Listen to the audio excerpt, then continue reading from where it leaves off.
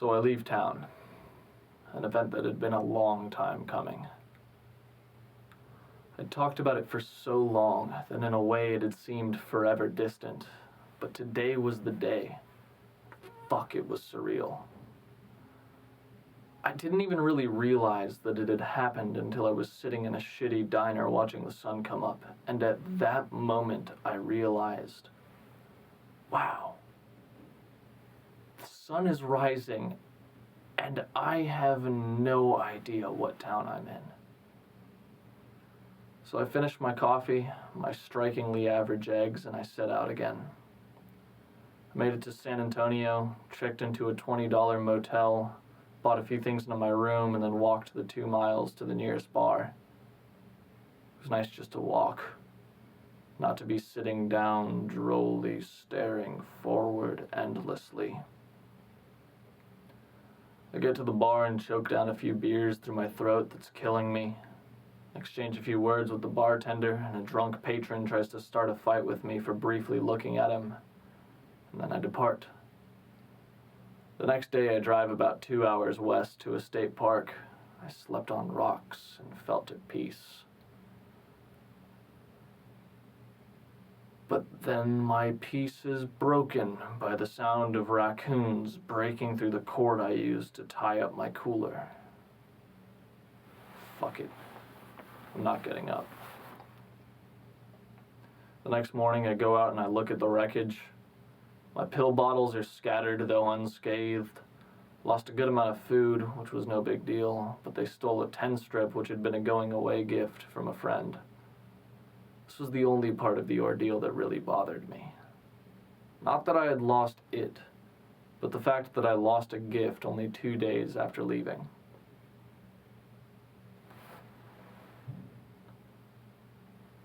I can only imagine what goes on in a dumb fucking raccoon's head after eating 10 hits of LSD. Cut my losses and moved on.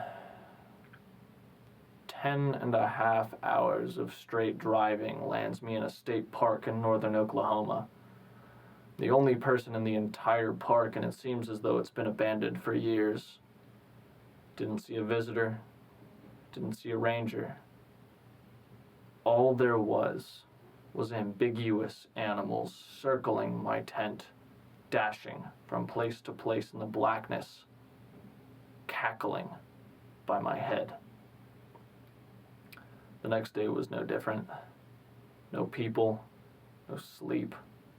Just these unknown, unseen, simply heard animals that would give me no peace nor affirm their friendliness. I cut out the next day. I couldn't take it. I found myself in a new state park a few hours northeast, also dead, though less remote. Read, write, play some music, cook some food. This was the first place where I've truly been able to relax. I pitch my tent, which is mostly composed of mesh windows in a soft grassy field. I stare at the stars and I truly feel like my journey has begun. I think about my year ahead and I'm excited. I slowly drift off to sleep. I'm awoken just after 2 a.m. with some soft sprinkling of rain falling on my head. It's light, and I'm using the rain tarp as my pillow, so I decide to just go with it.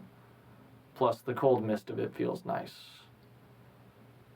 But within a minute, this sprinkling rain transforms and I'm scattering to put up my shitty tarp in blistering rain. To my dismay, the tarp is barely too small, so I can only get one side attached. The other end is loosely covering the mesh windows, and I have to keep unzipping my tent to pull it back down. It rains harder. I'm sitting, freezing, clutched in my sleeping bag as the water in my tent starts to rise. It rains harder. I try to save my notebooks by throwing them in the mesh pockets at the top of my tent. It rains harder. There's now no place to sit without sitting in pure water. It rains harder, and the water flooded in my tent is now halfway up my ankles. I remember briefly where I had set up my tent, and I remember that it's at the bottom of a hill, right by the river. Flash floods really do happen as quickly as they say. And it rains harder. And all of a sudden, I start laughing uncontrollably. And like a car crash, the gushing water forces me into the freezing river. I laugh uncontrollably as the water fills my lungs, and I'm laughing, looking at the blood escaping my mouth, dissipating through the water like smoke through the air.